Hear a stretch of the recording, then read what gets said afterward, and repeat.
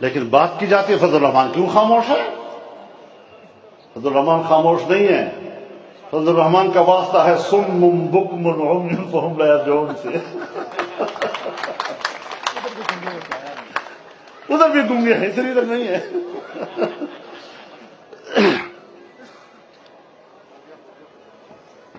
جن کو کچھ پتہ ہی نہیں ہے کہ کشمیر کا مسئلہ ہے کیا، جو کشمیر کے مسئلے کے ابجد سے واقف نہیں ہیں، جو اس کی تاریخ سے واقف نہیں ہیں، وہ بھی کشمیر کی بات کر رہے ہیں.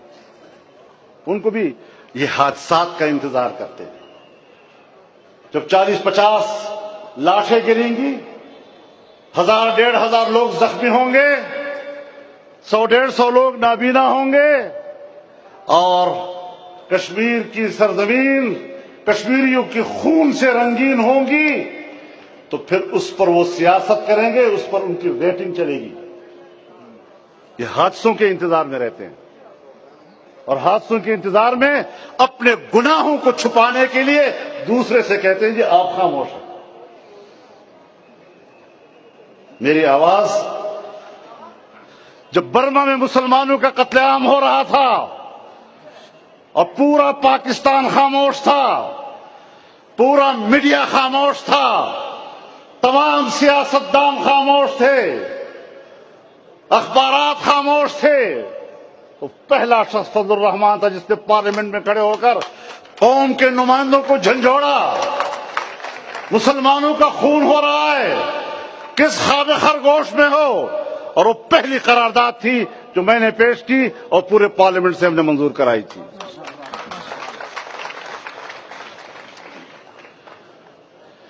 یہ عالم اسلام کے کیس کیا جانتے ہیں؟ فلسطین کا معاملہ ہو ہم میدان عمل میں ہوتے ہیں. جب افغانستان پر امریکہ نے حملہ کیا ہم نے جرأت کی. جب ساری دنیا کا حکمران امریکہ کے سامنے سجدہ ریز ہو رہا تھا، گھٹنے ٹیک کر گیا تھا، ہمارے جنرل کے ہوتے ہوئے بھی گھٹنے ٹیک کر دیا، تو ایک فضل الرحمان تھا جو میدان میں نکلا اور نعرہ لگایا امریکہ مرد آباد.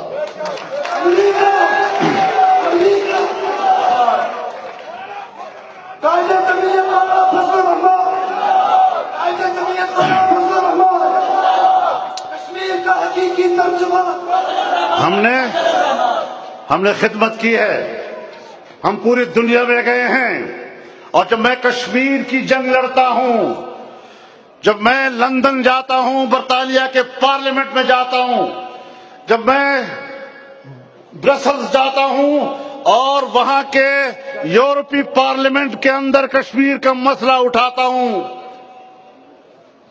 تو پھر ہمارے ملک کے کچھ اللہ ان کو ہدایت دے، وہ ہماری کردار کشی میں مصروف ہو جاتے ہیں. مولانا فضل الرحمان کون بچائے گا پاکستان؟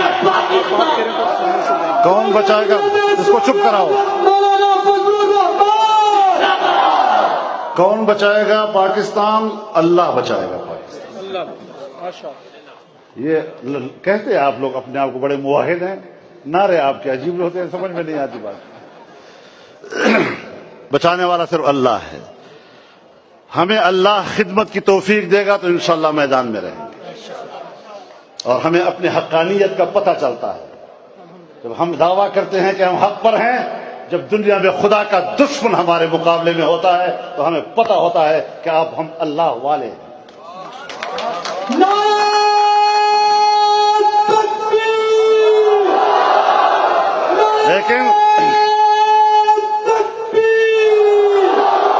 لیکن آج جب میں کشمیر کی سرزمین پہ بات کر رہا ہوں، جب جہاد کشمیر اور آزادی کشمیر کے بیس کیمپ پر کھڑے ہو کر بات کر رہا ہوں، میرے سامنے میرا سیاسی منشور بھی ہے، میرے سامنے سیاسی جماعتوں سے میرا اختلاف رائے بھی ہے، میرا اپنا ایک نظریاتی تشخص بھی ہے.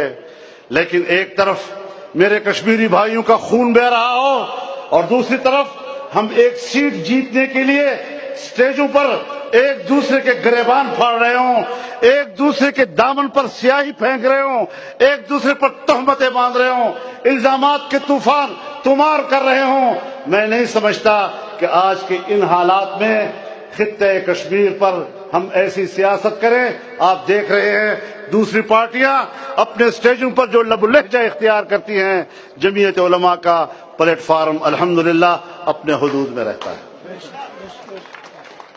तो मेरे मोहतरम दोस्तों, हमें आज यहां कश्मीर के मसले पर यकजहती करनी चाहिए। हमें एक कौम बनकर और एक मौक़िफ़ लेकर बात करनी चाहिए। हमें अपने सियासी इख्तिलाफात की भेंट नहीं चढ़ा देना चाहिए मसले कश्मीर को। हाँ, पार्लियामेंट है, पार्लियामेंट के अंदर मंशूर की बात है, नजरियात की बात है। यहां तो मुश्किल ये है कि जो जमातें उन पर इल्जामात हैं कि ये करप्ट हैं, चोर हैं, फलाह हैं, तो इख्तिदार का हक भी उन्हीं का है। और जो पार्टी क़याम पाकिस्तान से लेकर आज तक उसके बारे में एक हर्फ नहीं कह पा रही, उसके बारे में कहते हैं मौलवी साहिबान को और जमीयत को हम क्यों वोट दें।